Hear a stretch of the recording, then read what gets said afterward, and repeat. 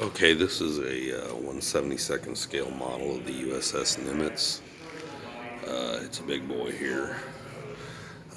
They flipped it around so you get a different angle here. Very, very cool. So I'm going to go up and down it here. So these are lifeboats.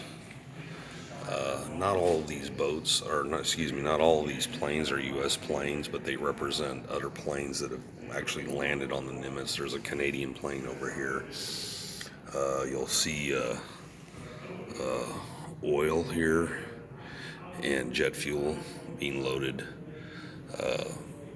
There's about 100,000 gallons of just lubrication oil stored on one of these ships, and you'll see if you're ever on an aircraft carrier, you'll see a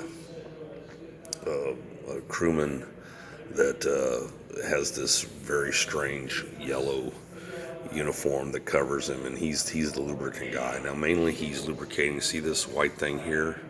Those are arrestor cables. So there's four of them on this deck here, and you can see them. So that as the plane's coming into land, the arrestor cables catch and slow them down so they won't go over the edge. And here you're seeing a lot of the top deck here. Here's the Aegis. This is to stop incoming planes and incoming last ditch effort to stop incoming missiles. More lifeboats here. More lifeboats here. The propeller-driven Greyhounds that supply the ship-to-ship thing. It also has four catapults. The catapults are steam propulsion to shoot the planes off. So you aim the aircraft carrier into the wind, ideally, and the catapults can just sling them off there. So there's two nuclear reactors in this. Here's some more both anti-ship and anti-aircraft right here. It's mainly anti-aircraft and flak. They can throw up flak also. They can throw up a flak round. And here's even more lifeboats. So there's it has two nuclear reactors. It has four main engines. It can go more than 30 knots. Now, in reality, they rarely go over 27 because it beats the crew too much. The superstructure can easily stand it, but if you're in a rough sea, you're throwing people around when you go higher than that because it'll actually bow up a little. The overall length is almost 1,100 feet, just shy of it, and the width is 252 at the max. As you're looking down here. It has two anchors, and each of them weigh 60,000 pounds. Let's get a shot of the anchors here. There you go. It has four propellers, four aircraft elevators, 10 weapons elevators, four catapults, four arrestor cables I've already covered. This bad boy's going to be in service for a while still. Probably 20 more years actually. With updates, there's no reason to decommission it. I want to show you how big it actually is, and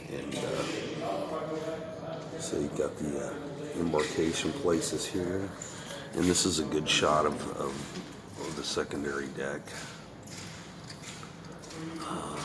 Here you go. In a normal ship, the captain stays in the command center, which is usually below deck when the actual shooting starts. And the XO stays up here. This is a little bit different operation. Both the XO and the captain stay above. And reason being is if you this the whole point of this ship is to land aircraft. There's no really reason to be underneath deck. Even with virtual reality, you need to get a sense of being able to see what can land and take off here. So an aircraft carrier deck is a very dangerous place to be. There's backwash from all these. Those are some Super Hornets, and they're this is they fly these out in a group to provide intel. This is the intelligence gathering ship, plane. And this one will be in service, like I said, for 20 more years. Now,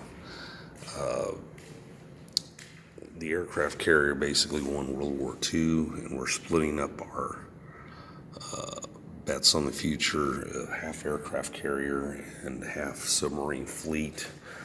The aircraft carrier is good against every country except for China and Russia. They've got too many anti-ship